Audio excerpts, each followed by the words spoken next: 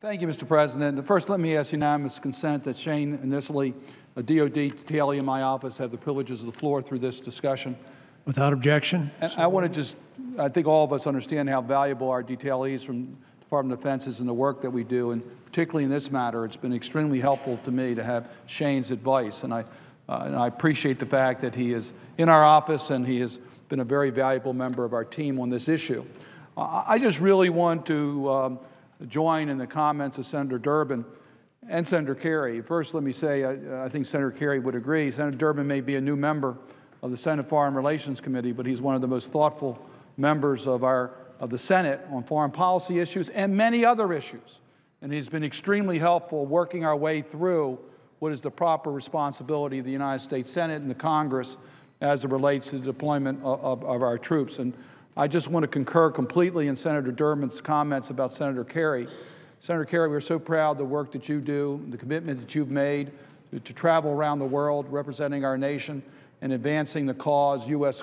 Issues of freedom and democracy, and giving hope to so many people. We've seen the universality of democracy spring up around the world, but they look to the United States as a facilitator to make those aspirations real, and you have been an incredible voice in their hopes, and we thank you for the personal commitment that you've made.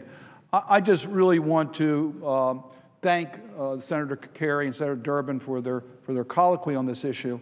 I join in their view that we have a responsibility to act whenever our military is placed in harm's way, when the President commits our troops. I think we have a responsibility to act under the War Powers Act. And I understand there may be some different views about this, but I think most of us here agree that there is a responsibility for us to pass a resolution.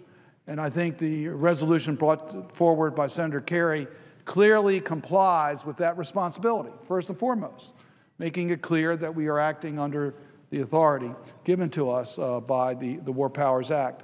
But secondly, and I appreciate the clarification that you made on the record, Senator Kerry, about how this resolution really limits the authority of the President consistent with the current mission, which I think is very important.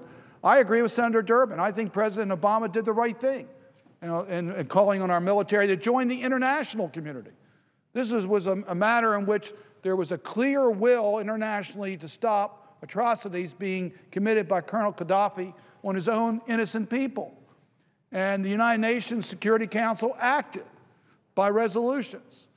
And many other countries stepped forward.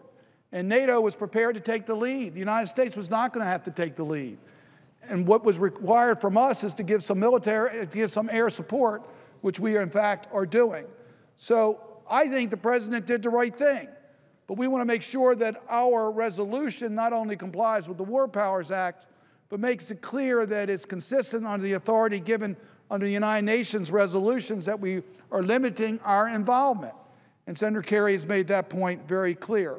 It's limited in time. It's limited to the fact that U.S. ground troops cannot be deployed except for the very limited causes that Senator Kerry pointed out. It's clear that our authorization is consistent with the NATO mission to enforce the United Nations Security Council resolutions 1973 as requested by the Transition National Council. So I think we've made it clear that this is to continue the current mission. It's limited in time, it's limited in scope, and it's the right, responsible thing for us to do as members of the United States Senate. So, Mr. President, I just really want to take this time to thank Senator Kerry and Senator Durbin for taking the time to explain the intent of the legislation. I think we couldn't be clearer. I think the President has been very clear as it relates to the use of ground troops, and the Senate is very clear that the ground troops cannot be interjected into this conflict under the authorization that we are given. And with that, Mr. President, I would yield to Senator Kerry. Mr. President.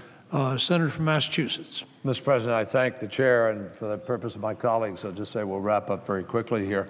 Again, I think I said it earlier, but I want to thank the senator from Maryland whose thoughtful involvement in this and whose leadership in the caucus has been critical, I think, to helping us build a consensus. And he heads up our Helsinki Commission travels himself significantly in the cause of human rights and carrying America's flag with respect to that, and I think he does just a superb job. So I'm grateful to him for his co-sponsorship, together with Senator Durbin, of this initiative. My hope is the United States Senate will be able to proceed to this relatively rapidly.